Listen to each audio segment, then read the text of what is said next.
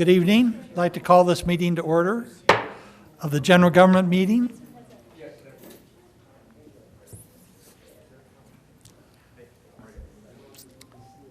And may we have a roll call, please? Councilmember Dennehy? Here. Councilmember Schmischer? Here. Councilmember B. Smith? Absent.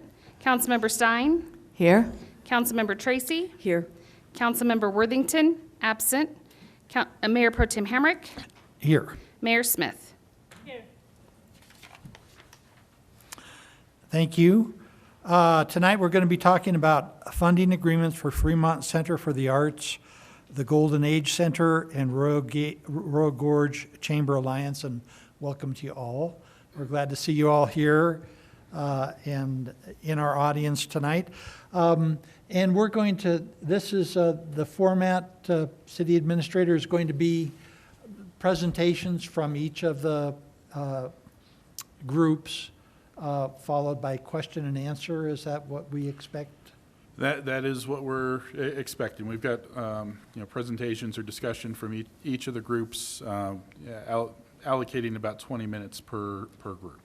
Okay, and we'll probably, if you can, so that we can have a robust discussion, if you can kind of gear your presentation towards about 10 minutes or so, that would be great. That's a little bit up to you, but we would, I'm sure that there would be, everyone up here would like to interact with you.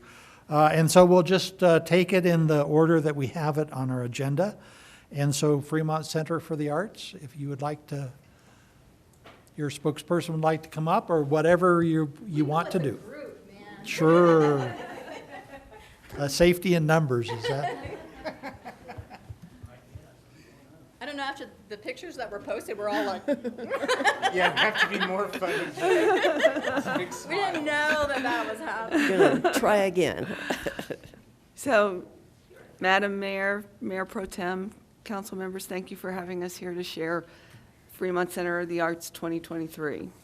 So, we currently have 220 membership. I know what I handed out was a little bit less, and I had several new memberships come in this afternoon. So, over the past 12 months, we've had 13 different exhibits, including a special Hollywood pop culture exhibition of the Carrington Collection, which included celebrity originals, designer costumes, studio props of the Golden Girls, Dynasty, Christina Aguilera, Britney Spears, Spice Girls, and more.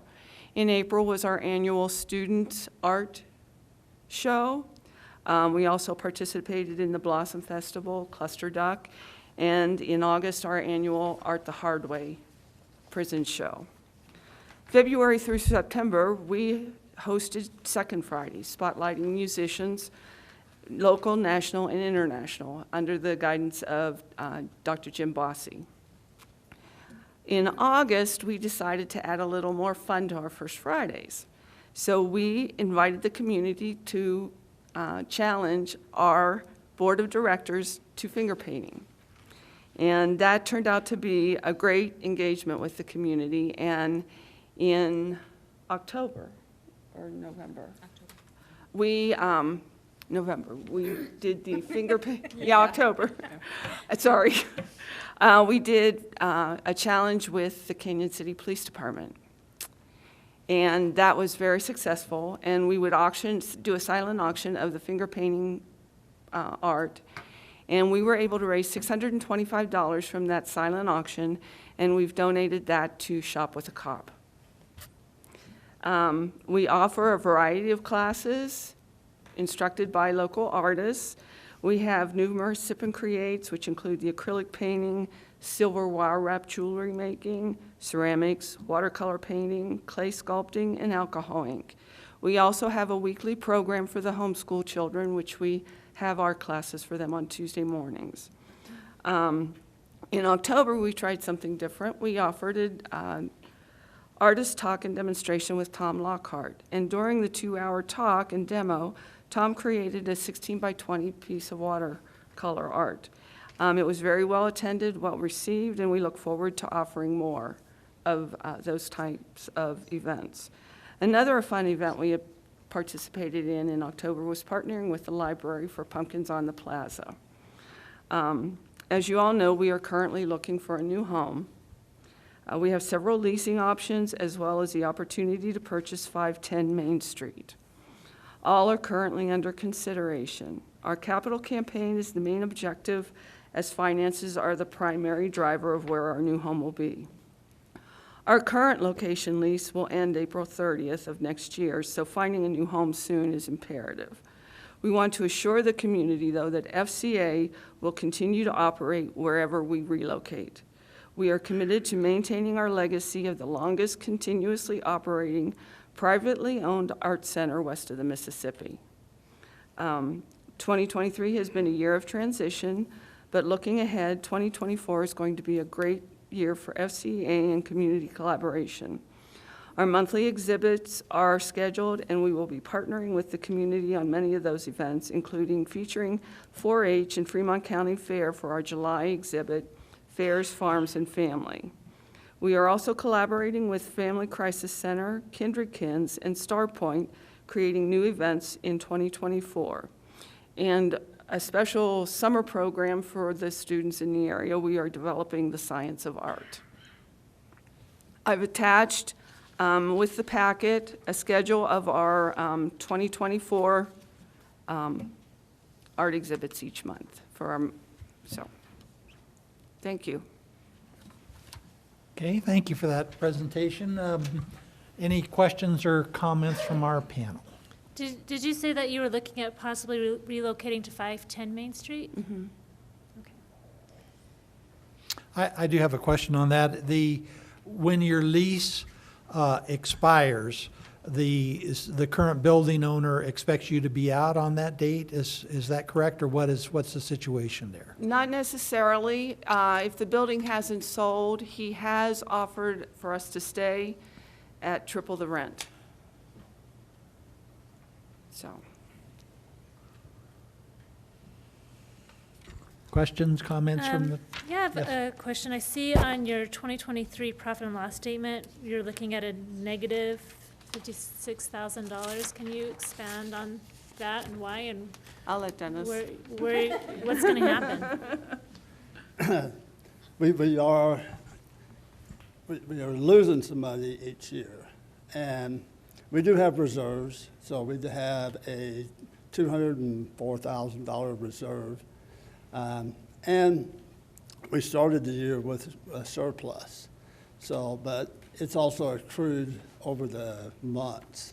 So as you're looking at it, we currently do have a loss from what, but we still have accrual in there, and we do still have money in the bank. And we just had a very good month. So we should be back in the black in the next month or so. Mm-hmm. Is your $204,000 from when you sold the building in 2019? Yes. And how much of the reserves from that sale have you used to get yourself back So into it the was before black my over the time, years? but I think this building sold for $300,000. $325,000. So we've used 100 and what is that? 120. So you've used $120,000 over the last 5 years. And we haven't touched the reserves this past year. So we're still operating in the black, and month to month, yeah, we're trending down, but we've accrued some of the funds that we got. We accrued it for each month. So the city's money that they gave us last year, we just accrued it each month to where it comes in over the year. So in 2019, when we came into the agreement with the Art Center, that was also a transition year. Things were really struggling for you all. And we did something unprecedented in creating this agreement. That's something that really hadn't been done before with the city for a public-private partnership. And it was to help you get on your feet and to be viable and really, hopefully at some point, be on your own. True. But it's appearing that it's just as bad or maybe worse than it was in 2019. I don't believe we're worse. I think that we're maintaining for the first time. Yeah.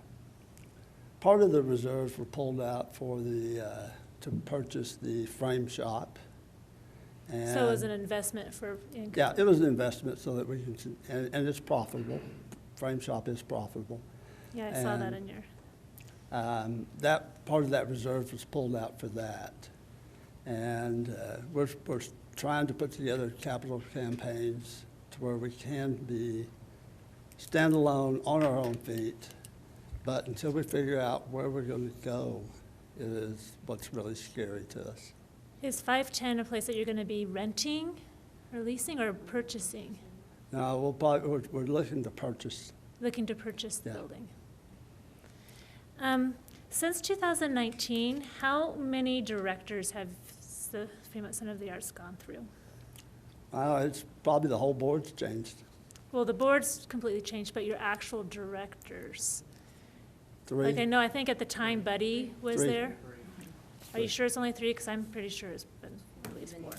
Kevin, Dawn. Please step, if you're going to speak, please step to Yeah, the go microphone. ahead. So in 2019, was that Buddy at the time? Buddy, So then Buddy left, and we had Kevin, and Kevin left, and we had Dawn, and Dawn left, and now we have Bobby. Bobby. Wasn't there somebody between Buddy and Kevin? I thought there was a woman that had served. Nan was before Buddy. She was the one right before Buddy. So Buddy was kind of brand new around 2019. Buddy was the assistant director, and he was promoted to be the director. And when he left, there was a search committee that was formed, and Kevin Okay. Cundiff was hired. And he was there for several years and then left earlier this year, right? In April. Can you tell me, I mean, if you can, what the owners of 510, approximately, what do they want for that building? Because I looked at it at one point, and the price was pretty steep. The price is $1 million. They would do an owner carry for because we don't qualify for a loan, to be honest with you. They want to be creative in helping us come up with a down payment of $300,000, and then they would carry us for 5 years with the remainder. So we're having a general meeting on the 10th of January to discuss with all the stakeholders on what they feel comfortable with doing, if this is something that we're possible, that we can even attempt. If we stay at 505, our rent will increase to $6,300 plus utilities. Stan has done a wonderful job for the last 5 years, giving us incredible prices for our rent. I mean, $1,800 for that size of a building is unheard of. We also have an opportunity to move over to the steeple. It's going to be a little bit of a mixture of where we can be, so we probably would have to hire another individual because we wouldn't have people in place. And so when you add in the rent plus the wages of another person, then that computes the same amount of money that we're paying here.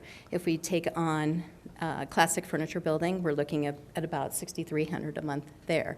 We were also offered the Main Street Fitness building, but after talking to Ryan and learning about the sidewalk project and the possible construction at New Method, I think that moving into a new location and then having construction in front of us for a year may not be the best place for us to be. So those are the 4 options we have. We'll take those to the stakeholders, we'll let them decide, and go from there. So your goal would be to get like a $300,000 capital fund so that you could negotiate something for, and you probably, that's what the going rate is for most buildings. Right. Downtown. Right. So do you have any plans of how you could get to 300,000? Well, we'd like to do a matching fund. There's a lot of discussion going on the board and with some of our major donors that we have. What can we do? We're not opposed to begging because it's important for us to have a place. If 510 doesn't work out for us, then we need options. Where can we go? Because we are growing. If you walk into our building, we use every floor. The top floor is our permanent collection. The gallery we do all of our events on, and we're doing our classes in the bottom. So it's, the question has been brought to us, can we go smaller? We can, but do we want to lose all the things that we offer?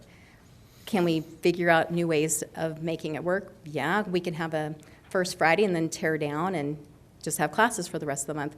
But that kind of takes away from what we really are. We're here to teach and expose and to let people come in and just grasp what FCA is all about. So there's a lot of intricacies that go into where we're going to end up. So I know that you guys probably have an extra $1 million, right? Smiles. After tonight on the Mega Millions, got it. Okay, somebody in Pueblo actually went 2 million, so.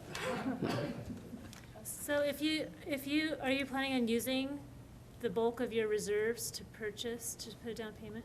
No, we'd like to leave the reserves for our schlush in case it's ever needed. So we don't want to touch that. If we can leave it where it's at, that's the main focus that we have. As far as matching from the City Point, we have already done a budget for 2024, just to keep that in mind that we've already appropriated almost all of our funds for where it's going to be spent. Okay. So it would make it difficult to come up with something Right. significant. I do have a question about your growth. You say that you have 220 memberships now. Do we have any numbers of how many you had in the prior years? In looking back at some of the records over the past few years, it's been around 100, 150 active members. I have, as I'm going through the membership list, I'm finding a lot of people that have not renewed their memberships, and I'm hearing from them saying, well, we don't know when our dues are due. We don't know when the membership needs to be renewed. So just this past week, I sent out emails to everyone who I'm showing on the list that I have as past due. And as I said, I had 4 more come in today. I had several within an hour after I sent the emails out. So people are renewing their memberships now that they know that they're expired. Okay, thank you. Just to kind of tag on that, if I can, just looking at the revenue side of things, is that the key area that you see that you can expand more and improve your revenues through individual memberships, or are you also seeing some other ways to improve your Well, definitely revenues? individual memberships, that always helps. We have sponsors and options for sponsors for different amounts of funding for that, which has been very popular and very lucrative for us. So there are different ways that we are looking at, not just, we recently started an option for the artists to have some of their art, their prints and things, be for sale, that people can come in and purchase it right then and there and take it home with them. We also offer the artists that are displaying for the monthly exhibitions, if they want to sell their art, we get a commission from that as well.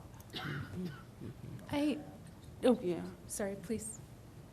I just wanted to give a little bit of a shout out. In looking at the profit and loss from 2023, I think it's really fantastic looking at the profit that you have made from the frame shop and kind of that direction. It's clear how creative you're being in terms of how to actually expand, whether it's, I think the last time I was in there, I noticed for the first time that the individual walls are now have sponsors. So just like, it's clear that you're really trying from the frame shop to the print shop to that and trying to capitalize on new areas of opportunity. I mean, when Office Depot closed, I know I was like, what am I going to do about printing? Yeah. And then to see FCA step into that void and fill that need for our community.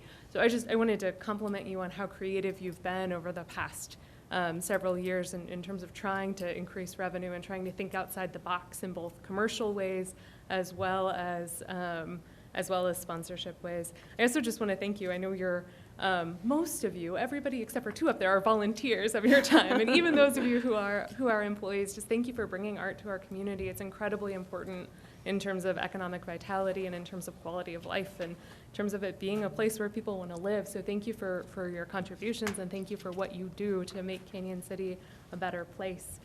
I want to know when City Council is going to be challenged to do finger painting. Bring it on. We're ready. Yeah, and talking about the frame shop, we are the only frame shop in town. And we had someone just today come in this afternoon because he needed glass for a frame he already had. And he couldn't find it anywhere, and he came in, and within an hour, he was able to have the glass for his frame. So we're meeting an extra need that we have, like you said, Office Depot's gone. There's no other frame shop around, so. So on the print shop, are some of those expenses a one-time thing for equipment? That's a Dennis question. No, they are a monthly expense. So we leased a printer for the year, and we're debating on whether that's going to work out or not. Even though it may fill a void, the problem is the void is not constant, meaning you'll have a month that we do great. Now you have 2 months, 3 months, and it's terrible. So we're up and down on the print shop, and we're still trying to decide, are we going to keep this or let it go? Okay. Because it's just it's not a constant growth item. The frame shop is. And well, you have a high expense ratio with those printers, too. You do. Very high. So also, I don't see any line item for insurance. Do you have any sort of insurance that you pay? I didn't see it. I may have missed it. On the last page, about 4,000. It's about Yeah, $4,000 a it's on year? the bottom. Okay. We do have insurance, insurance It's on the- liability, okay, I'm insurance sorry. expense. I didn't see this. I'm sorry. Okay, so, and that covers your whole collection and Yes, the contents of the building? Okay. yes. All right, thank you. How long have you had the print shop? It's been under a year. I want to say, March, April. Yeah, I don't know how many people know that you have it. Yeah, that's one thing I'd say is some people do, some people don't. The ones that do come in sometimes they don't want just pages like this printed. They want the big banners and stuff.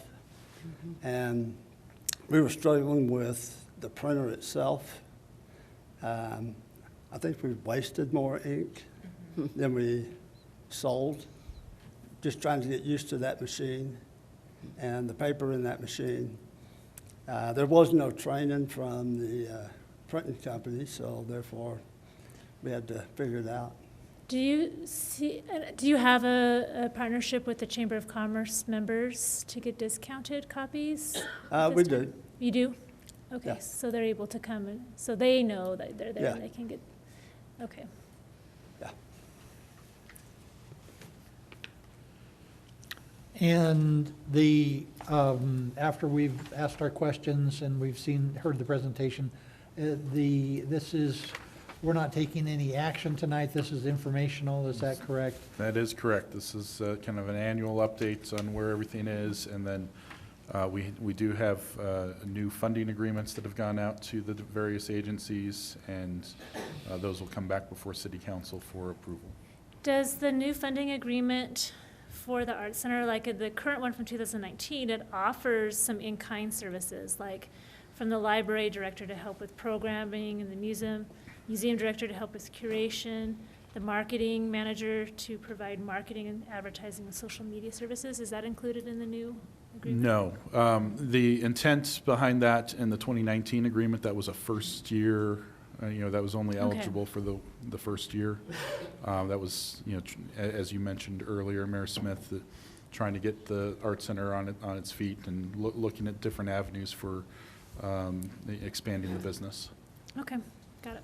Is the amount budgeted for the 2024 FCA budget, is it consistent, the same that it's been since 2019? That is correct. Has the FCA been providing the documentation that they've been asked to, or is there a new ask? So It's the different. funding, or the reporting will go to quarterly, which is what the Art Center was doing. That will change for the other agencies. Some were providing it monthly, and So everyone's the same now? correct. Okay, and have they been providing quarterly? I don't know, since the last director left, I don't know that we've received a report, but we do have, the information they've provided tonight has a lot of that information. Okay. Could I ask, with regard to the 2024 budget, is the city's contribution included in the line 410 businesses/organizations? Yes. Okay, thank you, Dennis, or Mr. Podzibny. Any other questions or comments from the panel? Thank you for being here. I would comment that, you know, a lot of times, sometimes with change in management, things can get lost. But the terms of the agreement, we do expect quarterly reports, so. That's not a problem. Okay. And we do want you to succeed, so I do. it's an important organization in this community. When I was on council in the 80s, back then it was called the Canyon City Fine Arts Association, but even then, we recognized the importance in the community, and it had been around since, what, 1947, and so we don't want it to go away, or... Neither do we. I'm sure you don't, so thanks. Thank you. Thank you. Best of luck to you.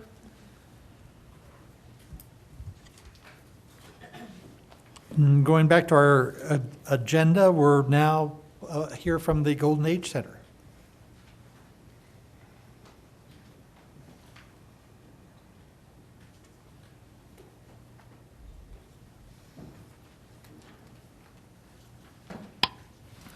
And if Mac, you, I'm sorry, Mac, it may be easier to see the screen if you want to sit down here. And Okay. the clicker's down here as well. I apologize, Mayor Pro Tem.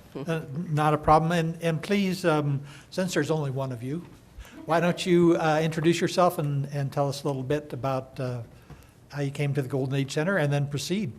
Okay, well, thank you. Turn it on. No, There should be a there button should be a there. green light. There we go. Now can you hear me? All right, very good. Well, first of all, thank you very much for allowing me to be here tonight. I look forward to the opportunity to sharing with you the great things that are happening at the Golden Age Center. My name is Mac Word, and I've been the executive director since March 1st. I took over after Daniel Clements left. I will tell you this, that the reason that I applied with the Golden Age Center is because I did some homework before I even applied. And I've been retired since 2019, volunteered at the Golden Age Center since then, worked as the transit assistant for a period of time. My wife told me it was time for me to retire, that I was supposed to be retired, so I stopped volunteering for a little while, and then after I did that, she looked at me and she goes, "It's time for you to go get a job now."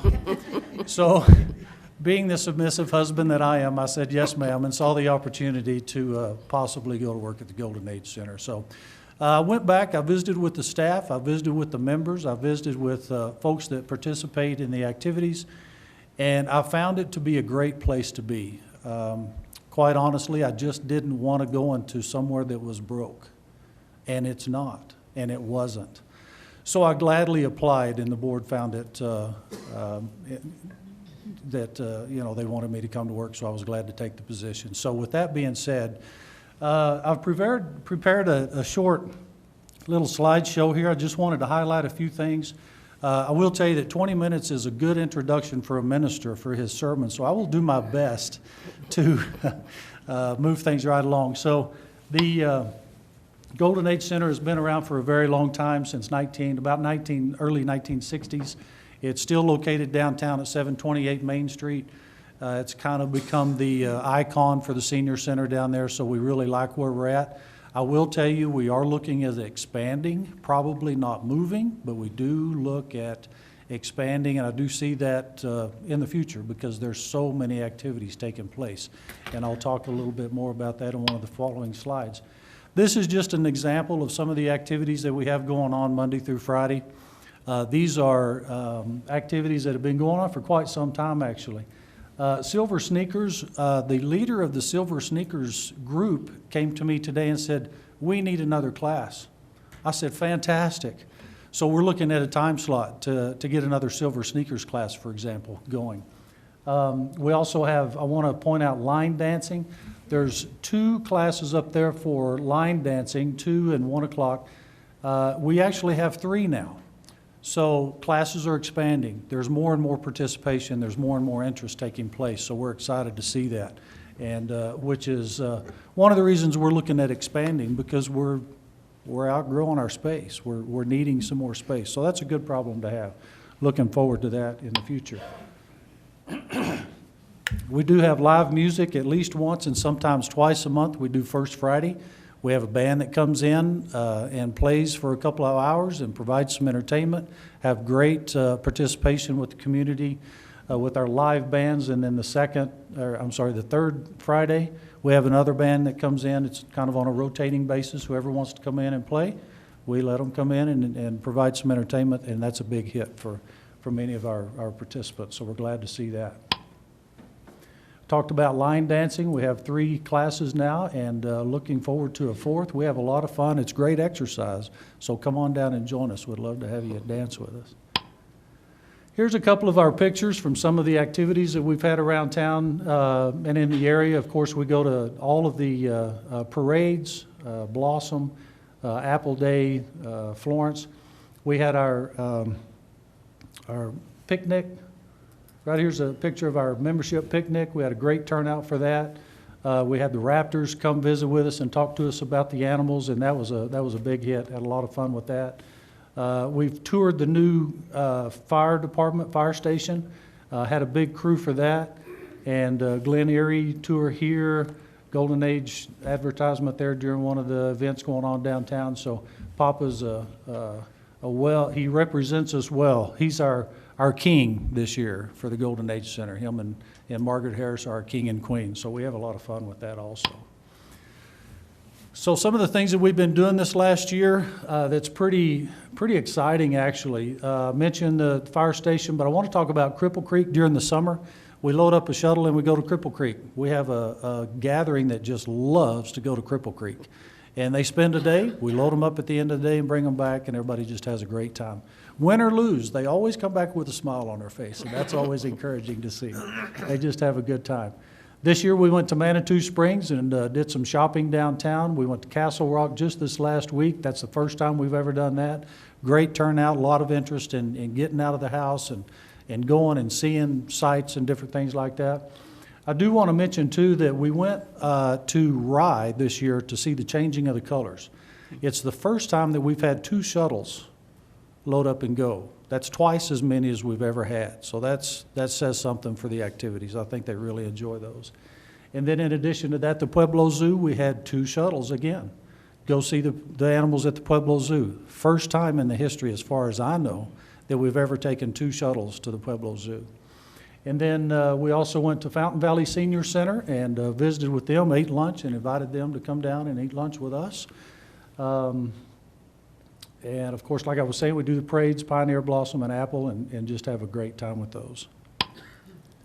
Some more pictures. There's a fire station here. This is that's our Queen Margaret.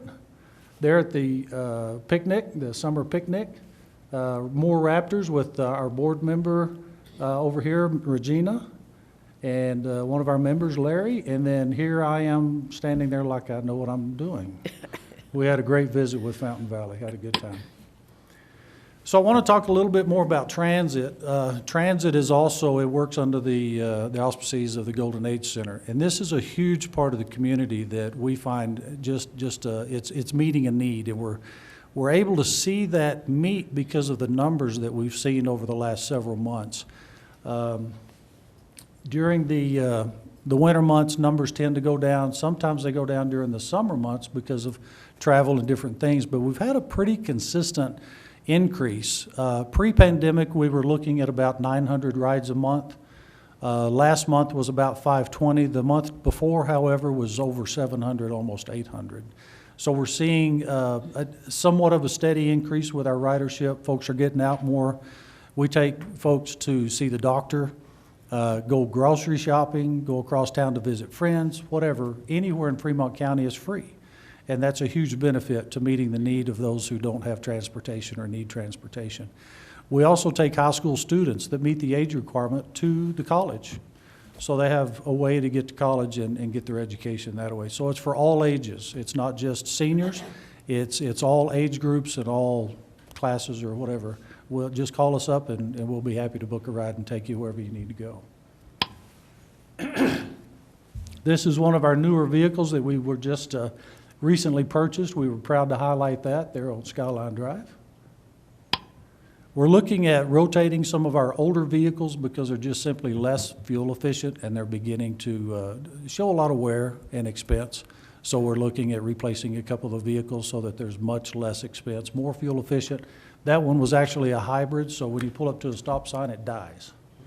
That was a little scary coming through Denver when I went to pick it up because it just died. I thought, oh, I got a lemon, but fired right up, and here we are saving money now. So it's a good thing to have. We're always looking for volunteers to drive and to work at the Golden Age Center.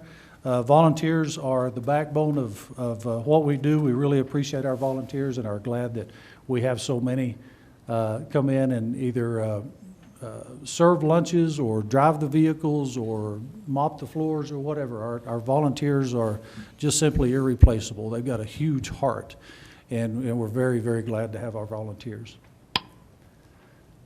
And to finish it up, this is our calendar for the month of December, just to give you an idea of what's taking place. It's pretty full. We've got a lot of activities going on. One of the things that's fairly new, you'll see up here, bowling.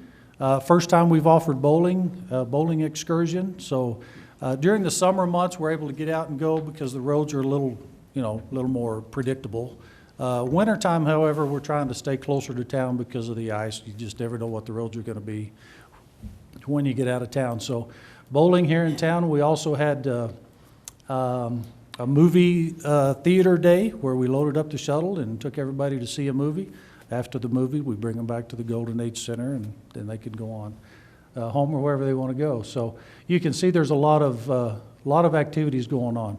The 15th, you'll see Tai Chi, Bible study, History Museum, live music with Mountain Blues. So, depending on what day it is, we're booked. We're shoulder to shoulder in that little dining room area, and got a lot of neat activities going on. So I think that's the last slide. Yeah.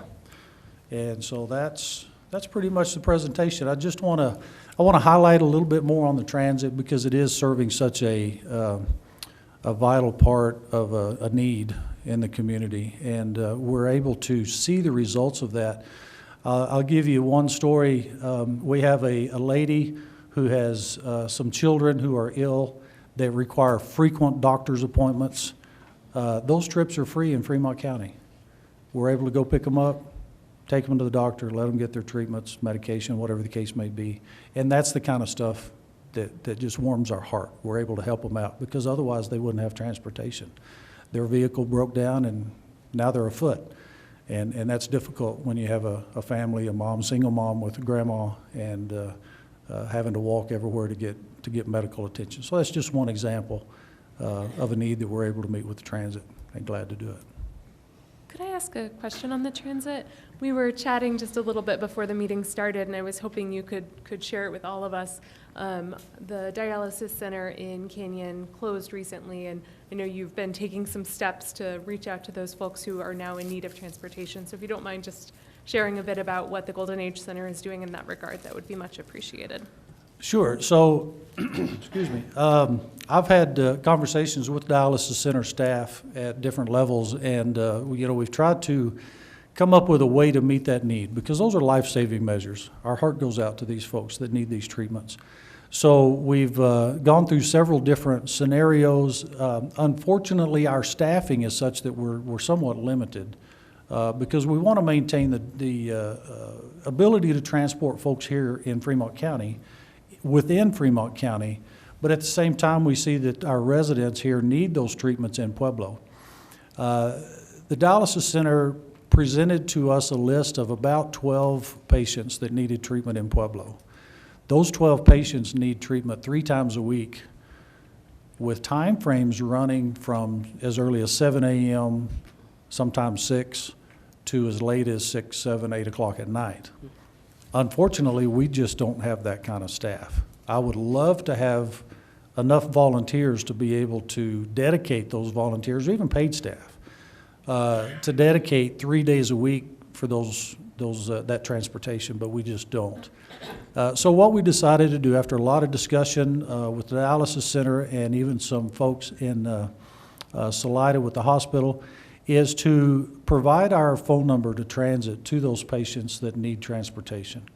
What I'm gathering, and this is not confirmed, but from what I'm gathering is some of those patients were able to find transportation on their own, whether it's a family member or they were able to drive themselves, or a caregiver or something like that. But we haven't received but just a few phone calls from patients asking for transportation and information, and of course we defined that for them. And we're willing to, and more than willing to, be able to flex our hours, because those hours do start very early.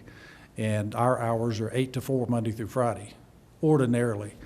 But another concern that we have is funding. If Medicaid doesn't pay for that trip, then it's a cash basis. It's an out-of-pocket expense. Ordinarily, we charge $50 round trip to Pueblo. I think we're probably one of the cheapest places that drive outside of Fremont County. But even still, that's a lot when you have to go to Pueblo 3 times a week. That's $150.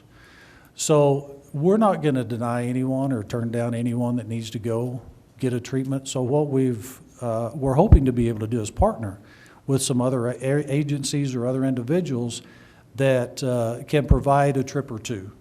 You know what I'm saying? So we kind of share the cost on that and be able to provide that transportation to those patients who need those treatments. Another thing that we've thought about is simply looking for other sources of income so that we can, meet that funding, that extra gas that we're spending. We certainly want to do that, but it's still a work in progress. And anyone that calls, we're certainly sharing with them the possibility that certainly we will try to work with them any way we can to make sure that they get those treatments.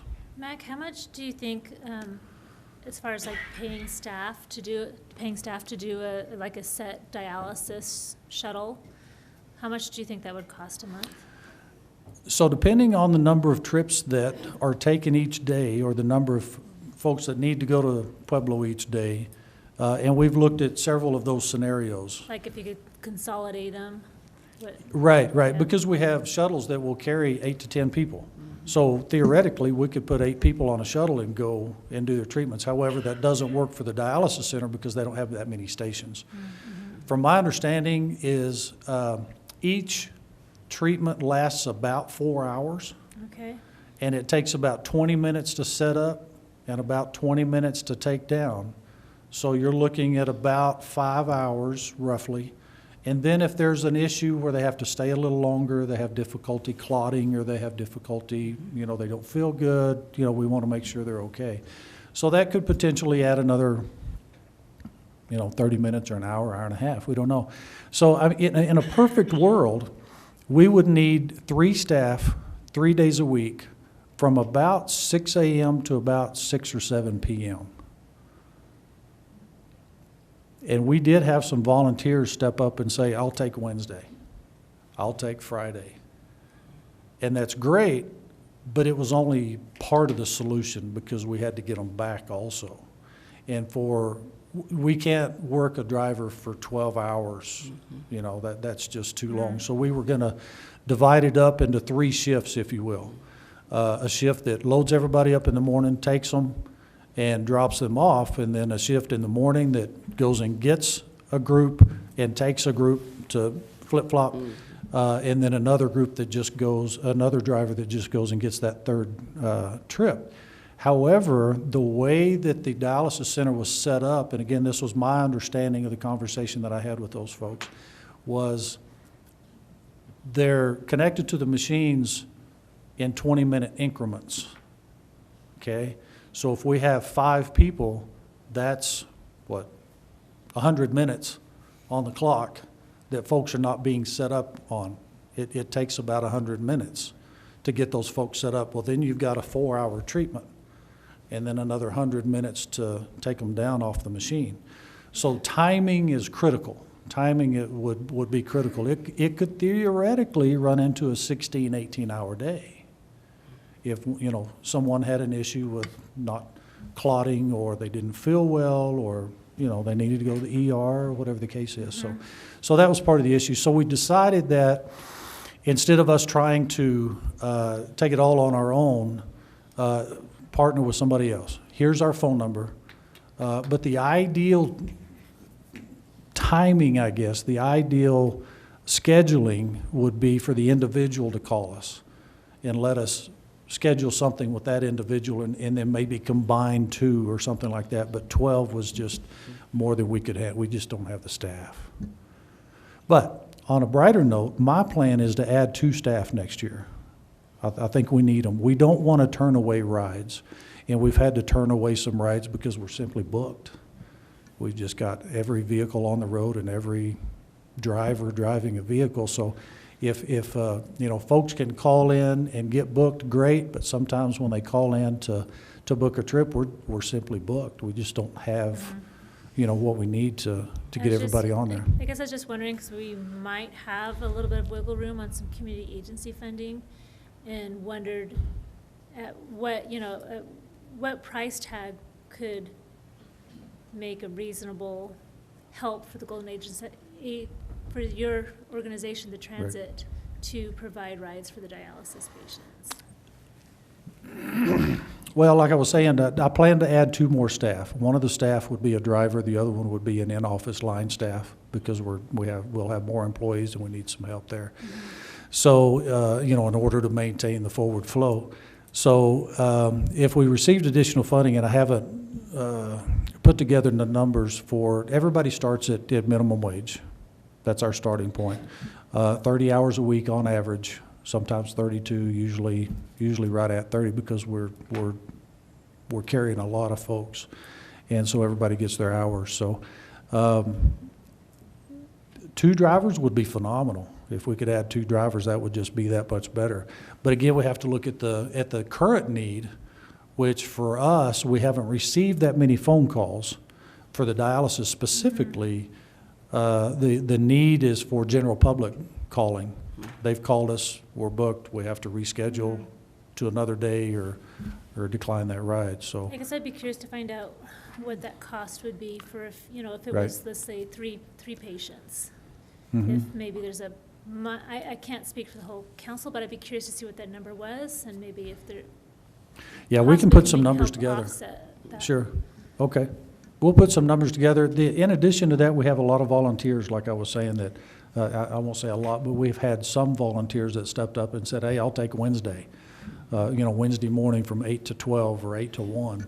And that's been a huge thank you to them. Am I understanding correctly that there's kind of a mix there between paid drivers and volunteer drivers, depending on Correct. what's going on? So is it almost always a staffing issue, not a vehicle issue?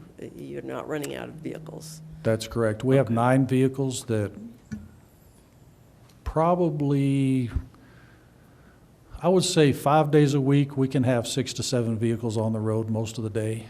We use our our larger shuttles less because they use more gas. But if we have a large group, then we use the large shuttle. But our general running around town and transportation around town for folks is our like the vehicle you just saw up there, the Trax. Good gas mileage, and it's a car as opposed to a big shuttle. Moving on, I was curious, you talked about all the activities that you're adding on to. Do you actually have like numbers of how many people have participated in activities through a year, how many meals you have served at the Golden Age Center this year, and how many riders that you've provided rides for? We do track those numbers. I apologize, I didn't know I needed those tonight, so I didn't bring them. But our ridership averages anywhere, when I first started in March, we were running about 400 to 500 trips a month. This month was about 520. Last month was a little over 700, almost 800. So again, the time of year it is, the season does fluctuate. We are seeing a little bit of a steady increase though overall. As far as activity participants and the nutrition program and so forth, we don't track those numbers. That's UACOG. UACOG tracks all those numbers, so I don't have those. I can tell you as a rough estimate, I'm guessing anywhere from 30 to 100 people a day It depends on what's being served. Okay. But Mitzi does a great job with that. She serves home-cooked style meals, so it's a big hit. Okay. I noticed on the schedule that there weren't any activities on the weekends, and is that because there isn't the demand, or there isn't the staffing, or? We're not open on the weekends. Is Not that because there isn't the yet. demand, or there isn't the staff? Well, we've had some inquiries as to being open on the weekends. Most folks, go out of town on the weekends or whatever. There just hadn't been an interest, but we've had quite a bit of quite a few inquiries on a Saturday specifically, not necessarily a Sunday, but a Saturday. So that's definitely a possibility, especially as I'm able to hire more staff and get them in place. So that's certainly an option. In the past, when the Golden Age Centers come for their annual funding, there have been pleas for funding because the roof was failing or they have to get a new HVAC. So I was curious, what is the condition of the building that you're in now? Are there any big sore thumbs that are standing out? There's not. The HVAC was replaced, if I'm not mistaken, last year. It's running great. We had some issues at the beginning of the summer, but it was maintenance type issues, and that's taken care of. The roof has did have some minor leaking we found during the summer during the heavy rains, but we've called the roofer back that put the roof on, and those issues are taken care of. So there's no major issues with the building at this point. We've just been doing basic maintenance and upkeep, and everything seems to be running real well. Can you give some further clarification? You had mentioned really briefly that you were looking into expansion, but not moving. Can you tell us a little bit more about that? Well, that's very, very early in the stages. From my understanding, the expansion has always been kind of on the back burner to think about expanding and moving forward, but I think we may be at an opportune time to do that. When folks get in a building or, any organization and they're sitting like this and they can't hardly move during the activities, then they tend to dwindle away. Understandably so, and we're getting tight. You can see the activities that I showed you up there. There's a lot of stuff going on. I don't want to lose anybody because everybody has so much fun, and it's just a great place to be. So I don't want anyone to feel uncomfortable. So we're looking for a lot of different possibilities, either getting a room in a church or another building somewhere and just utilizing that space for a little while until we continue to grow, and then eventually, this is Mac's vision, add another building. I think it's in the future. I think it's very doable. Okay. And I think it's going to be warranted sooner than we think. Wonderful. In your contract, it has a requirement that you get at least a $50,000 match by the county. Is that something that is going to be happening for this upcoming year? No. For this upcoming year, this last year? Both. Let's do both. This last year, no. The upcoming year, I'm going to ask. So the reason why that was put in there was that a lot of frustration on the city's part when we started this contract, because you serve people outside of Canyon City. You serve a lot of people outside of Canyon City that live in the county. In Fremont County, right? In Fremont County in general. Right. And that it's an unfair burden that Canyon City supplements the Golden Age Center alone in the transit. Why do you think the county's not stepping up to do their part to take care of this? I asked, but wasn't approved. My understanding was that there was a procedure that was supposed to have been followed. To be quite honest with you, I haven't seen that procedure. I don't know. I asked and was declined. So do you think you'll be able to find out that procedure for the upcoming year? I'm hoping, yeah. And is that provision going to be in the new contract as well? So I think I need some guidance from council on what you would like to see in the future contract. In the past, before that provision was put in, we would fund 17.5. It was when the Golden Age Center came to the city, and I think they came to the county as well. The buildings, the roof needs to be repaired, the HVAC's in bad condition. We put that in with a contingency that the county needed to match as well. And it just remained in the contract. This past year, Mac and his predecessor, Daniel, they weren't sure if they were going to be able to get that funding. So we funded 50% of the contracts, waiting to see if they would get a matching fund or not. There is, to Mac's credit, he did go out and he did find additional funding. So I don't know if the council wants to consider that funding or not as part of this contract. But Mac, do you want to talk a little bit about the Black Hills program that you guys participated in? Yeah, I'd be glad to. One of the projects that we did at the Golden Age Center was we replaced all of our lighting and brought it into LED, more energy efficient type lighting. And as a result, we've seen an average drop in our electricity usage by $100, sometimes a little more each month since that lighting has been in. As a result of the lighting being installed, we're going to be receiving, and I haven't gotten this in firm writing, just through email, we're going to be receiving a rebate of $9,400. The total expense was just over $17,000. So the rebate will be provided in the amount of about $9,432. So that was pretty exciting to see that. And then as far as other funding comes from, we just recently received a grant from a funder that we've received a grant from in the past. So, we're excited to see that. And then the vehicle was a grant too, so. And the funding from the agency you're talking about, and I don't know if you can say the name yet, but you're talking about $25,000 or so in funding, is that correct? For the vehicle? No, from the foundation. The foundation was $20,000. $20,000. Right. From my perspective, I think as we're looking to standardize the way that we provide funding to nonprofits across our community, I would be much more comfortable not having that type of contingency requirement. I think that we need to be looking at things as what does the city think needs to be funded, and not forcing nonprofits to be in this kind of limbo throughout the year of not knowing whether or not the funding that we have allocated will actually be given to them. They can't necessarily control what other government entities decide to fund or not fund. So I think that we should be making our decisions based on what we think is in the best interests of the people of Canyon City. And I think that we should be standard and consistent with our funding agreements with regard to whether or not they have those types of contingency clauses. Because I think virtually every nonprofit in Canyon City also supports people within Fremont County. I mean, not to pick on Fremont Center for the Arts, but because they were just up there, it's not like they bar people from the county from entering the Fremont Center for the Arts. So from my perspective, I don't think we should have that kind of requirement. Could we perhaps look at that another way, rather than just say, we don't expect that application to be made, but maybe just ask for documentation that there is a request being made each year from the county for funding. Obviously, we can't control, and the entity can't control whether they get that money. But I do kind of have a bias that request at least should be made from the county every year. I see both sides, it's like the consistency matter.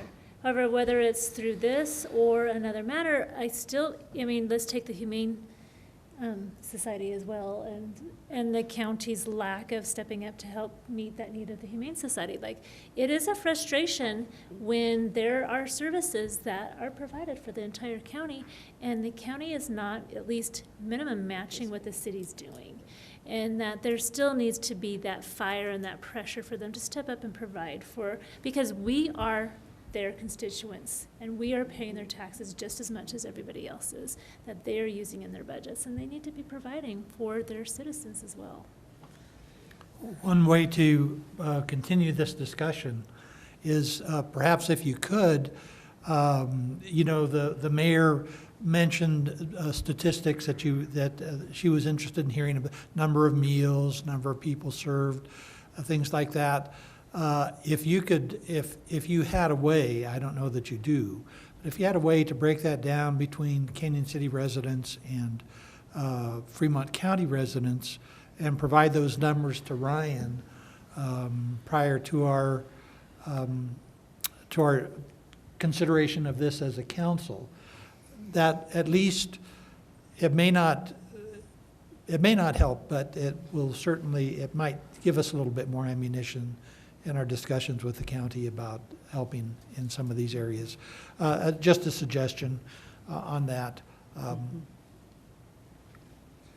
Could I ask Administrator Stevens, I think you may have also been asking for guidance from council about this past year. Yeah, From my perspective, I mean, given that the Golden Age Center has gone out and found additional funding that could essentially be considered that match when they didn't receive the funding from the county, again, I would be perfectly comfortable moving forward with the money that we've already allocated in our budget for the Golden Age Center. I think that they provide absolutely invaluable services with regard to transportation, and also we have a lot of seniors in our community, and it's important that they have that kind of social engagement and activity. Thanks. Well, and I agree for your services, and that you hustled, and you went and you found the money that was needed to provide for the Golden Age Center, and I appreciate that. Like I said, I don't know if it's necessarily fair to hold an entity hostage over what somebody may, politicians may do based on their political will. But nevertheless, I say if it's not this venue, there still needs to be a mechanism where there's a pressure applied for equal. I think we can, and I agree with that, but I do agree with Councilwoman Smisher that, this is still a very important entity in our community, and if we base a lot of funding off of what the county is doing, you never know what could go. We're looking at this as a city, and I believe that this is a fantastic program. And yes, I would like to see the county, I'd love to see a breakdown of it, just to maybe, that we could maybe put a little more pressure on the county to say, come on, guys, step it up. But as far as funding from the city, I don't think that any funding from the county should be considered for us. I think we look at the type of organization it is, say, do we like this? Let's get it, period, get it done. But I think some type of breakdown, even number, even your people who come, roughly who's in the county, who's not. Just a rough percentage. If we had just a little something to, then maybe go at the county and get a little pressure on them, great. But as far as I agree with, again, Councilwoman Smisher, I think this program is fantastic, and I know lots of seniors who go there. I've known them for years who have gone down there. I've driven some seniors there.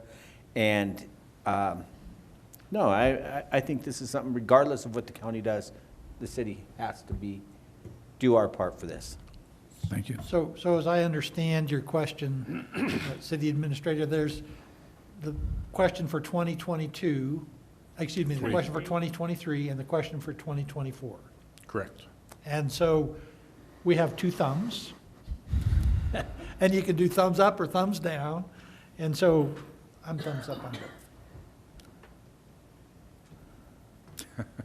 All right.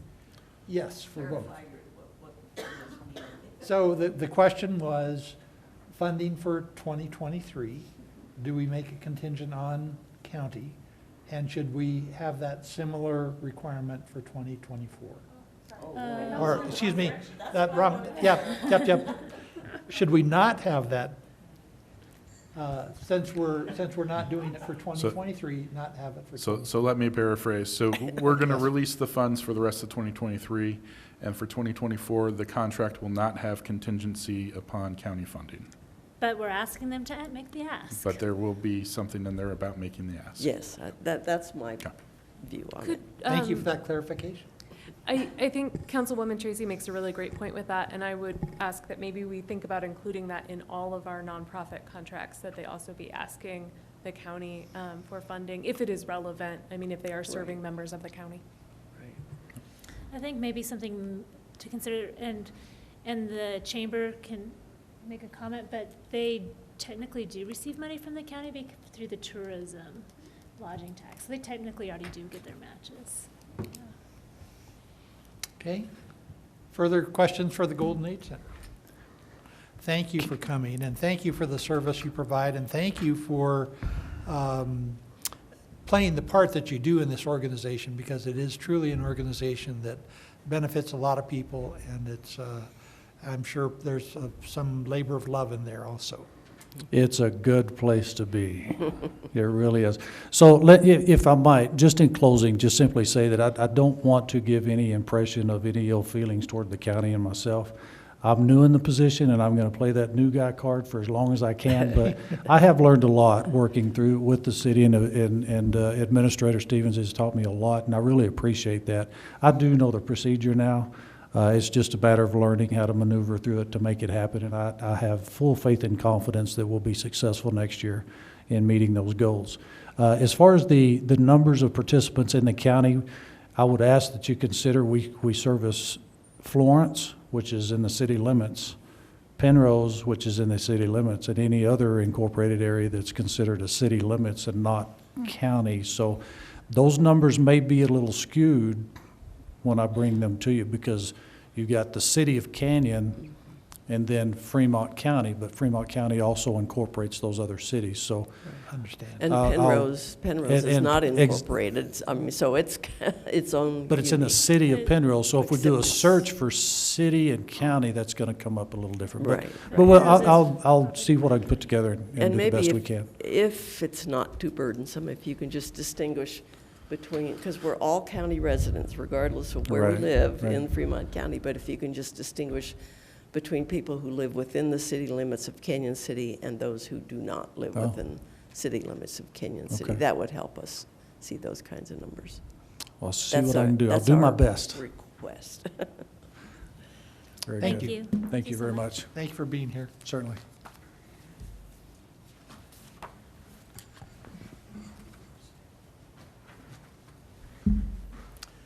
And now we're ready for the Royal Gorge Chamber of Commerce. Chamber Alliance, thank you. Chamber Alliance. Unfortunately, all the time has been used up, so we're back. Just kidding, just kidding. Would you all come sit down here? It's easier for Sure. us to see you. It's easier for you to see the screen as well, if you want to, both of you. Oh, you do have it Yeah, all on. three of you Okay, can come awesome. down here.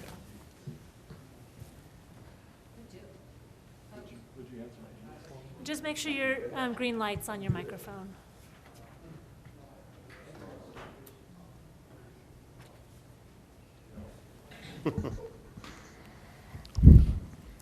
Good evening, Madam Mayor and Mayor Pro Tem and esteemed city council members.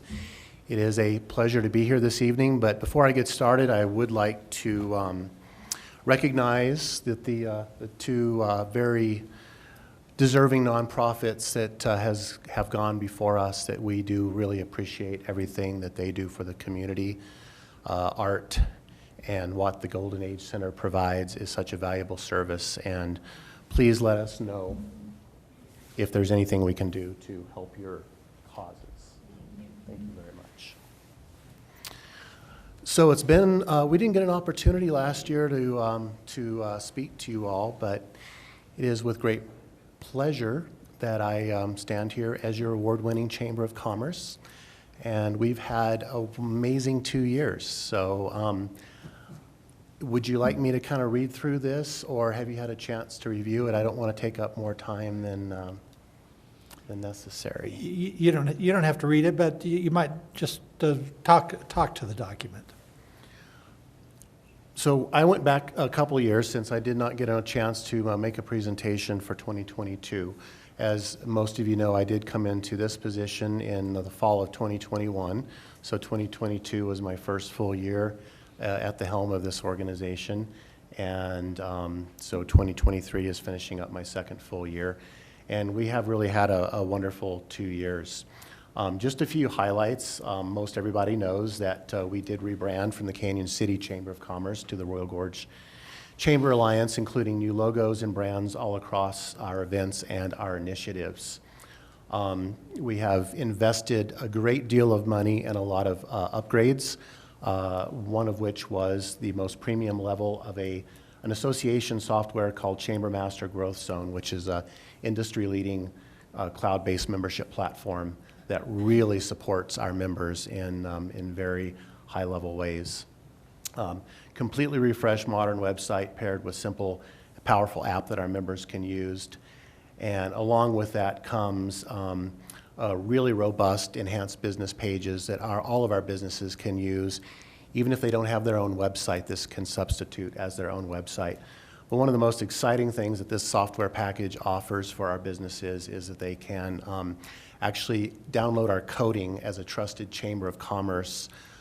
So it gives the business like a trusted partner coding. So when people are searching for these businesses, they always come up higher if they belong to a chamber of commerce and have the coding from our website.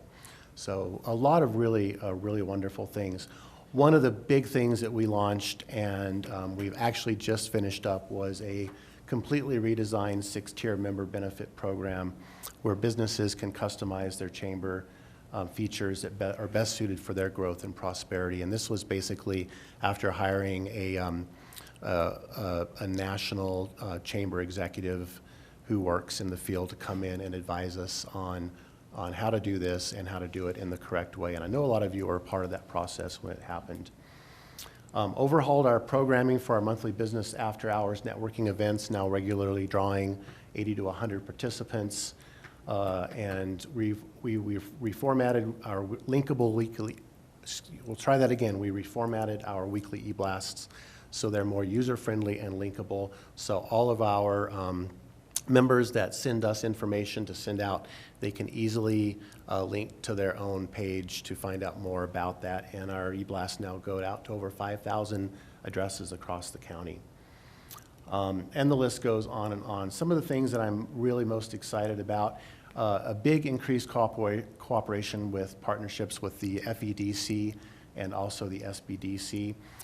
Some of you were at the October Business After Hours where we actually hosted a first combined small business summit that a lot of you attended. And then a new partnership with some sister chambers that operate in adjacent areas that allow our businesses to actually expose themselves to new audiences. We hosted our first ever tri-chamber mixer in August with the Pueblo West Chamber and the Pueblo Latino Chamber, where we had almost 250 people. They had 2 tour buses that they brought their members in on, and it was such an amazing event out there, and it was just the best networking that our members said they had ever seen. Something else, we've restarted a lot of our educational series, Lunch and Learns. I know some of you have gone to those. And we have a collaboration with statewide chamber organizations now. And one of our big pushes has been stepping up our governmental affairs committee to where we work with the Colorado Chamber in promoting or opposing legislation based upon how friendly they are to businesses in the community. And speaking to that, that is something that we've also really focused on, are our memberships in these organizations. The Colorado Chamber of Commerce, the Association of Colorado Chambers of Commerce, which I was appointed to sit on the board of, so I meet once a month on the board of the Colorado Chamber. And I get to represent our area, and we get to set agendas. So for what we want to happen for businesses in our area.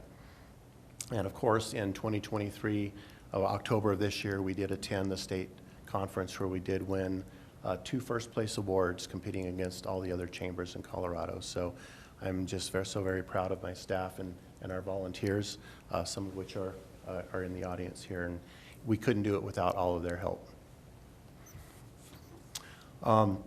So, you know, that's the chamber side, but a lot of what we are talking about this evening, especially for the city funding, comes from our tourism side of things. And also, I did want to mention, I did attend for the first trimester of the Western Association of Chamber Executives, so I actually in 3 years will be a nationally accredited chamber executive, which does open up the channels for additional avenues of funding and recognition as well for the area. But in terms of our involvement, we are the brick and mortar of the Fremont County Tourism Council, and as in that position, we have attended the last 2 years the annual Governor's Tourism Conference. This past year was hosted in Fort Collins, where we network and collaborate with our industry peers and professionals. And also belong to an organization, a really important organization called CADMO, which is the Colorado Association of Destination Maintenance Organizations, of which the Royal Gorge region is one. So I just actually sat in on their quarterly meeting on Monday. There were 32 destination organizations across the state, and we get to talk about the best of what's going on in the state with tourism and visitors and all of those things. So, and I'm even making appearances at the National Bus Association Marketplace, which is a really important tourism industry, because that is where all of the people that plan all of these tour bus trips across the country go. And Canyon City is ripe. We get a lot of tour buses through here, but we're a pass-through right now. They get off, they ride the train, they go to the bridge, they go on and stay somewhere else. We want them staying here in Canyon City and doing more things. And so that's a really critical thing to market to them. Part of our upgrades and a lot of our technology is giving people direct access to a lot of our programs. So through our new re-enhanced website, people can go on, they can nominate Citizens of the Year, they can nominate Business Members of the Month, they can have direct access to get on to programming and other things that we're just also super excited about. The really exciting part is because of our association now with the Colorado Chamber of Commerce, they recently completed a 10-year, basically strategic plan called Vision 2033. And since we are part of the Colorado Chamber, this kind of gives us blueprints to where we can start to set our agendas as well. It's a long document. I did send it out, and so you all have it to review. And what I would do is encourage you, if there are things in that strategic plan for the statewide chamber that you feel are of particular interest to you and what you would like to see us focus on here in the Royal Gorge region, I would love to talk to you about that, because there's a lot of things to pick and choose from, and there's a lot of really big issues, from affordable housing to the environment, that we can really look at and really help our local economy through these statewide initiatives. So that's the Vision 33 part. And then, I don't know if at the end of this, if we put into, let's see what we have here. Nope, doesn't look like that. I did send this packet today that talked more about our local visitor center and what we've been doing. So I can just kind of read that introduction, that for over 25 years, our Chamber of Commerce has proudly partnered with the City of Canyon City to provide services for both visitors and residents in the Royal Gorge region. Under an annual contract for services, now funding agreement, the Chamber has been a friendly face to all that seek information about various services and amenities. Visitor centers play a crucial role in disseminating personalized information, ranging from general tourist interest to relocation information to specific questions about businesses and amenities. For the past 2 years, our combined services for both visitor and chamber functions have been based out of our refreshed office space, conveniently located in the heart of historic downtown Canyon City. Each year, we strive to make improvements, both physical and personal experiences that our patrons receive when they walk through our front door. And we are truly excited to continue this agreement as we cooperate with both the City of Canyon City and Fremont County Tourism Council. I don't know, I know a lot of you have been into our downtown visitor center, and hopefully you've noticed all of the hard work that we've put into making a building that we don't own, that we cannot really alter very much, but we have done the very best we can to make it feel like a very welcoming space for everybody that comes and visits us.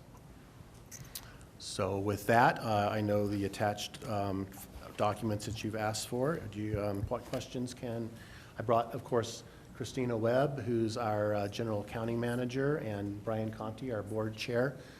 Christina's more involved in the day-to-day numbers and entry than I am, so she'll probably have a lot quicker answers to any of those questions that you might have.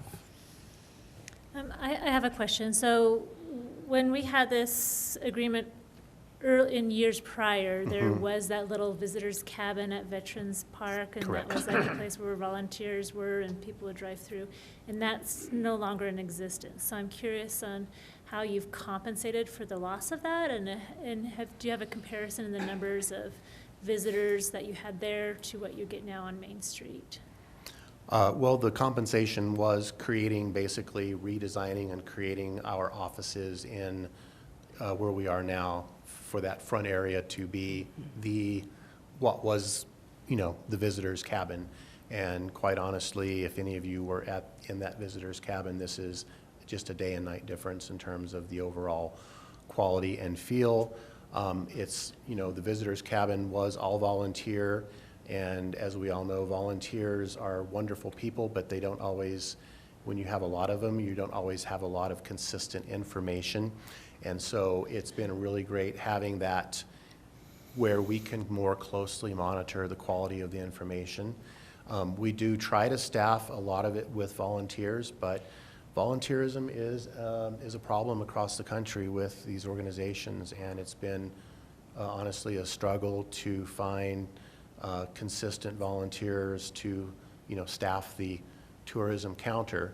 So it has really been a godsend having it in our offices because we basically do double duty. Our staff, in addition to their daily chamber duties, someone walks through the front door and we spend as much time as we need to with them, which could be as little as a few minutes making a simple direction, or as long as an hour or more myself and my staff have spent with really super inquisitive people, which is really great. We love doing that, but man, then you look at your clock and say, man, where did the day go? So we have been, it's been off and on in terms of, from the Memorial Day weekend through the Labor Day weekend period, we do staff it 7 days a week. And so Saturdays and Sundays is a combination of what volunteer staff we are able to find, us coming in and covering ourselves, or even finding just a few paid. Last year we used a consistent paid minimum wage person to staff that. But we have some really great training programs. The Colorado Concierge Program, which is done by the Colorado Tourism Office, CTO. We take everybody through that so they get consistent training and messaging for tourism type questions. And then of course we do all the ultra local training for people so they get good information as well. Our traffic seems fairly, and Chris, you can correct me if I'm wrong, in terms of what it was at the visitor's cabin versus what it is downtown, is very comparable. Numbers are very comparable. With that being said, one of my great dreams and for this area is to find another location on Royal Gorge Boulevard in a much higher profile visibility area to where we can build out what I would consider a more proper regional visitor center that can better engage the visitors and tourists to the area to really show them the quality of the experiences that we have here. And I am working very closely, speaking of our partnership with FEDC, Rob Brown and I are working very closely on some really exciting options that might become available to us for a much grander scaled visitor center that would be more, I feel like it would be more appropriate to the area. Visitor centers are, I just sat in on the CTOs has just spent 2 years in the process of redesigning their Colorado Welcome Centers. And they are getting ready to roll out that program. And the slides that they showed of their design work is stunning. And the really cool thing is we are considered a zone of interest for the Colorado Tourism Office. We're not a welcome center, obviously, those are fully funded, but they are looking at a program called Welcome Center Light to where we could potentially latch on to some of the amazing collateral that they're designing for their true welcome centers. And through other funding options, we might be able to acquire those because they recognize that creating some consistency throughout not only the welcome centers, but the other visitor centers around the state would also enhance the visitor experience when they're in Colorado. What do you think the timeline would be on what you just were mentioning? When will you know what you can Well, get? I am hoping that one or two of these options we might be able to act upon in the next 6 months. Now, you find a building or you find a property to build on, and that's going to take a little bit of time.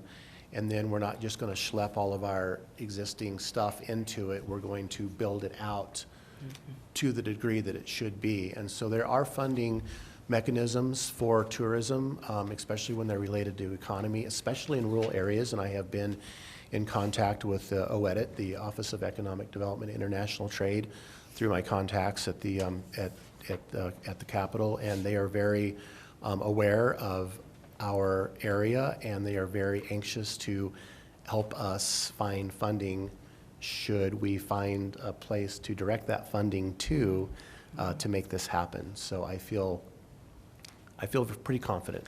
Well, and it's good to hear whatever it's going to look like, and it's good to hear that the Welcome Center, some of what they have and can do might be able to be shared with what we can do in a smaller community. Just to give you an example, they've created this virtual kind of room that's surrounded by monitors so people can go in.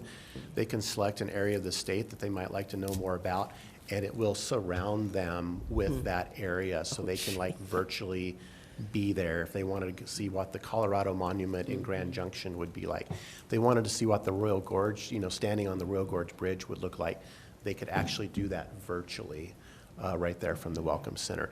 The other really cool part about that is if we find an appropriate location for a robust visitor center, the trend for their Welcome Centers is to create a park and a plaza area adjacent where local food trucks and local vendors can come in so people can really experience the true personality of each locality that they're visiting while they're there at the Visitors Center. Yeah. I wanted to compliment y'all on the profit and loss budget versus actual, and then the statistics. It was really easy to read and really, really great. I particularly loved having kind of what the actual has been from January to November, what your estimate is for 2023 and all, and then what the budget is for 2024. The way that you've set that up made it really, You've really seen the easy budget to before our digest. board even saw the budget because it's still a draft. Awkward.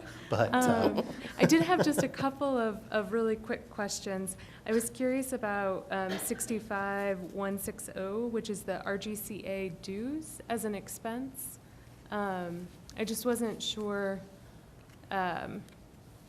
what dues you might be paying that would be reflected in that line item. I think I know what so under expense. Yeah, so those are our dues for these other organizations. Okay, Yes. understood. It costs us to belong to the Colorado Chamber, the Association of Chambers of Commerce, the Western Association of Chambers Executives. We're actually going to join another national organization that actually will provide some 401k and health benefits to our staff. So that costs quite a bit of money, actually. And then I was curious about your staff as well. It says in 2023, 2024, 2.5 employees, and I thought you had. Chris more is than the that. 0.5. Ah. Yeah. But don't you have 3 full-time employees, including yourself? No, Linda and Emmy, not including myself. Okay, so you have 3.5, including you. Yes, Okay. I'm salaried and they're hourly. Got it. And then my last question was just maybe more for City Administrator Stevens. I noticed that the proposed budget for 2024 is an uptick from what was agreed to for 2023. And I was curious as to what was actually within the city's 2024 allocated budget. We kept funding the same for 2024.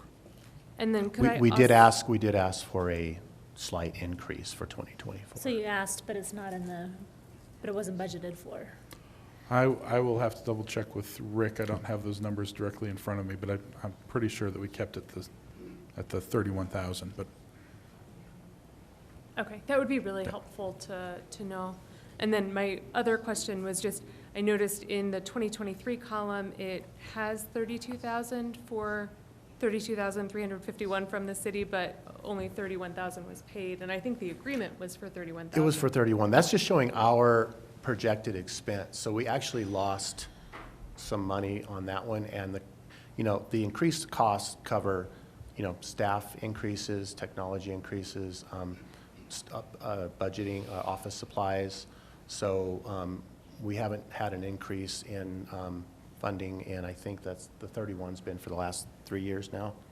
So that's why we asked for a modest, so that we could at least cover our costs.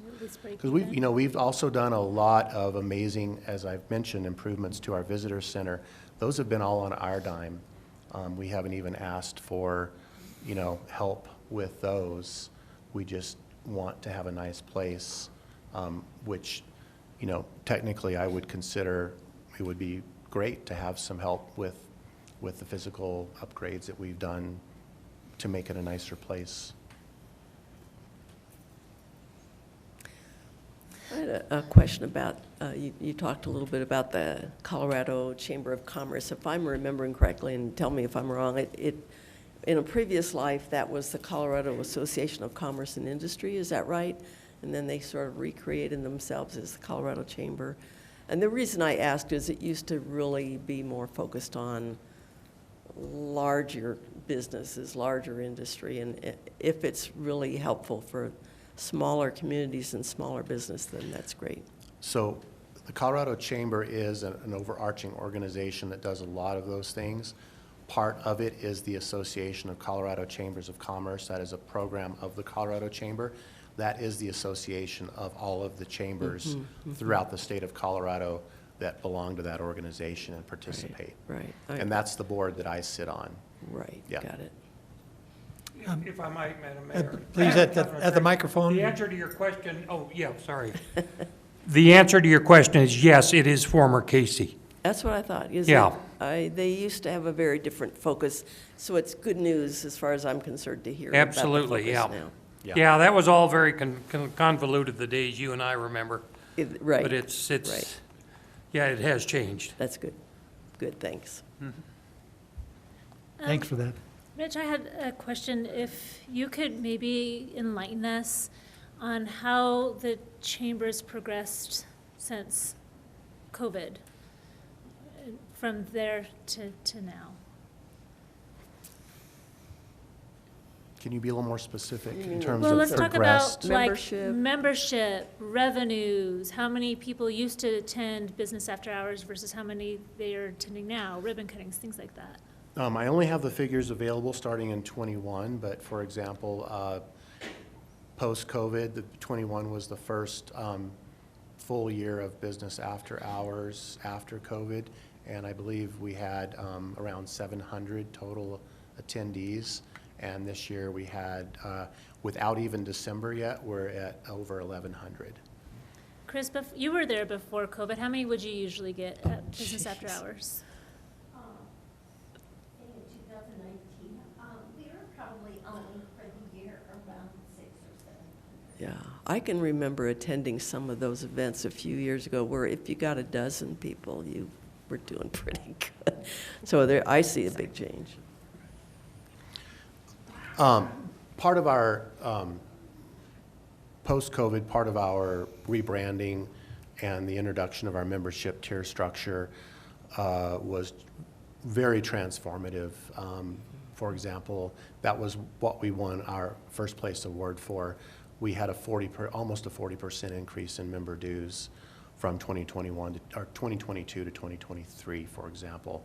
I believe we went from, and it's on there, around 76,000 to around 110 in member dues. And so I guess the answer to your question is we're knocking it out of the park.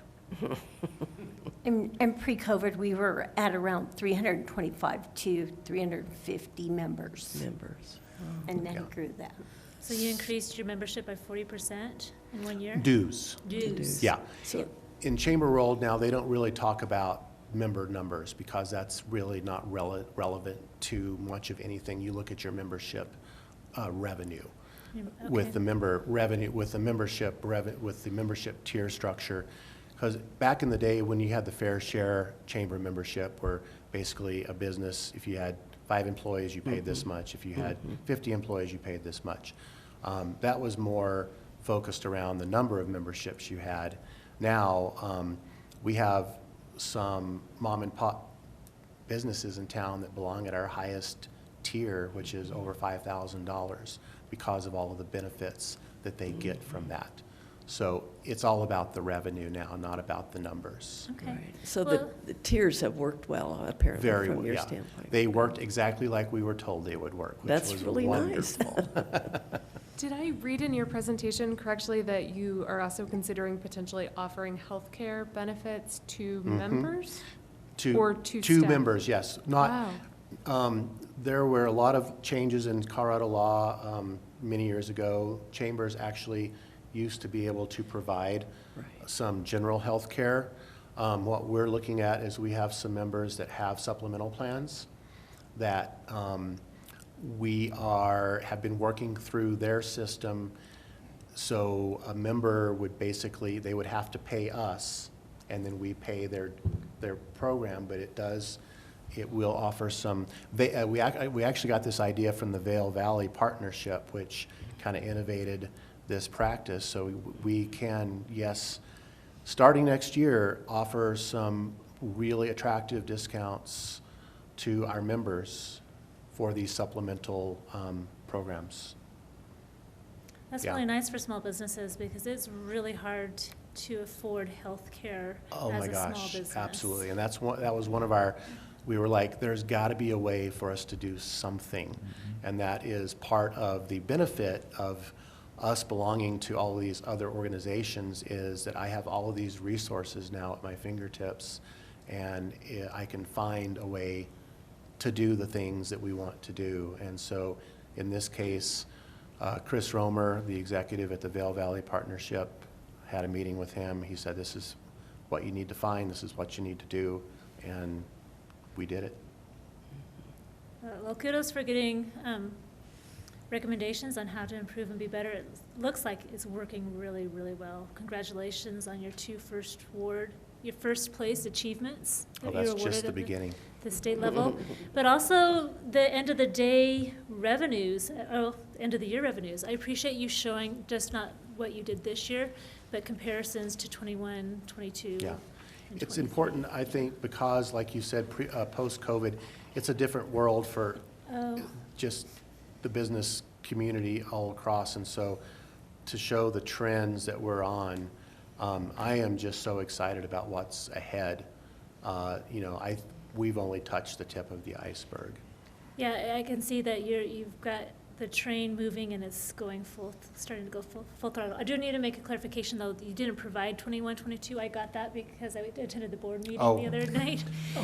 But I would, if it's okay, Yes. just share Yes. that in 21, it was about 138,000. Then the next year is about 169,000. And this year, you're looking at over 220,000. And so you are growing. Yeah. And you're not only stable, but you're growing and flourishing.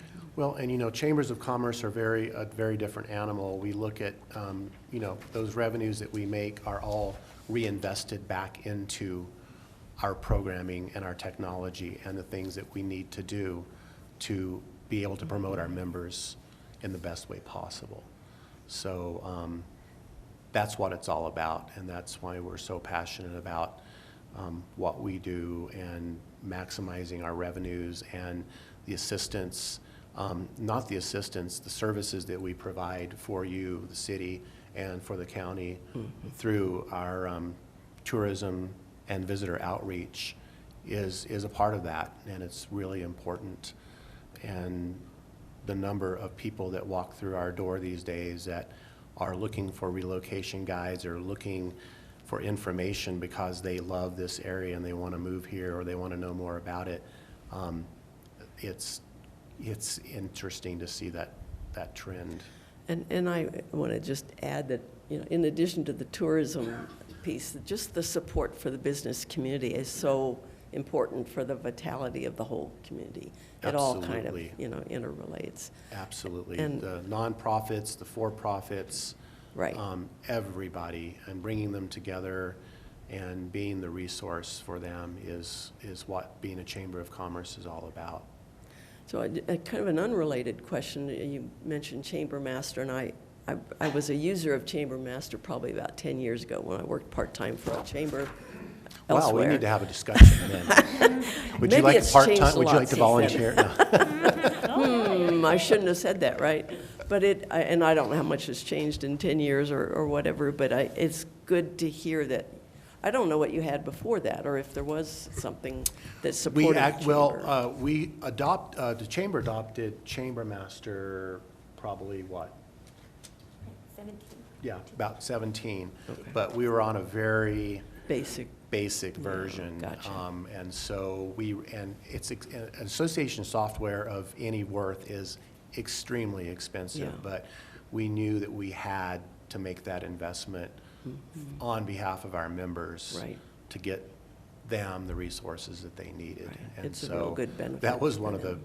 toughest checks we had to write recently, Yeah. but it's been so worth it. Yeah. To look at like I would hold our website, because they also host our website too, our website and our resources. Go to Boulder Chamber, go to any big city chamber. I will put ours up against theirs any day, all day long. No, that's good.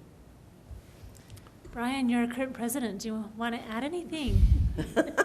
He's just enjoying all this. I don't have anything specific that I can think of, but I will say that it's an honor to serve with these folks. I've only been on the board 2 years. I've served as chair this year and will again next year. And it's exciting. I've been a chamber member for a number of years, and I have seen a vast improvement. And I feel like as a chamber member, what I get for my membership has vastly improved and increased over time. The networking events have yielded business for me personally, and I'm just really proud of what you guys have accomplished, and I know they work their tails off, and so I'm excited to be a part of this and see where we go from here. So, thanks. Thank you all. Well, I think the other thing that speaks for itself is the other first place award we won statewide was for member retention from 21 to 22 to 23. And so in my book, that's what really speaks about if you're doing the job that you should be doing is are our members renewing and do they feel like they're getting the value? And that's so important to us to make sure that they feel like they're getting the value. Thank you. Ryan, did you? Rich, I've got one question, and it's regarding the tourism packets and visitor guides. It looks like, for this year, it might reach the COVID level. It's down almost 50%. Is that, what do you attribute that to? And, are there other things that can be done, or, what's going on there? That was more of a decision if I'm understanding your question correctly, the Fremont County Tourism Council last year decided that they were going to, we're in a process of transitioning from print material more to digital material, and they cut us from fulfillment of basically the way it would happen before. Anybody that requested a guide got mailed a guide. Now they limited us to the top 10 states that were in our demographic, and so they printed a lot less guides and we fulfilled a lot less guides. And you're probably going to see that trend continue. Breckenridge, for example, we were looking, is all digital for their guides. I don't necessarily personally agree that we should go. There are still a good amount of people out there that like that physical piece of material in their hands. And Breckenridge actually has gotten a lot of pushback because I did some research when we found that out. But we will trend more that way. So our challenge will be how to transition our services for FCTC to do different things to make up for that. So those who are not in the top 10 states requesting a visitor's guide, they're getting redirected to a digital format of the guide? Yes. Okay. Yeah. What I would like to also do, and we can do that going forward, is create a way that if someone really wants a printed guide and they're not qualified to receive one, that they can actually just, pay $10 or whatever the cost would be for us to basically mail it to them. And there's a lot of people that are willing to do that if they really want it. Are there web statistics on the digital guide? Do we have an idea of how many is that hosted on the Chamber's website, or is it the FCTC website? That's hosted on the Royal Gorge Regional Okay. website. Yeah. All right. Do I you- can get that information from them. Do you check the requests for the visitor guide or just the fulfillment of the visitor guide? I'm curious as to if the requests have been constant or if they're starting to go Just the down. fulfillment, because they're now filtered before they get to us. Ah, gotcha. Thank you. Great. Any other questions? Anything that we needed this guidance from council on? I don't think so. We'll double check the number that was approved in the budget, and then Rich and I will work to incorporate some of the things that were in the existing contract into the Exhibit A of the new contract, and that will come back before council. Great. Although this is not an immediate thing, I'm sure you've been hearing that we're looking at bidding out the contract for the Royal Gorge Bridge. Yes. And Ryan, we sent him to Florida to interface with a lot of people out there, which he did. And there are some exciting prospects out there, is what it looks like, or possibilities. And I personally made a recommendation to a council member about a potential resource within the state too. Great. That is exciting. I mean, what an amazing thing we have here in our backyard. It is, and we hope we can put a pretty large arrow in your quiver. We like those large arrows. But if I can deliver us a visitor center that we can all be proud of, that's my arrow right now. And with that, any other questions or comments? Then I think we're done. Thank you very much for being here. Thank you. Thank all of you for being here. Thank you. And we're adjourned. Very helpful.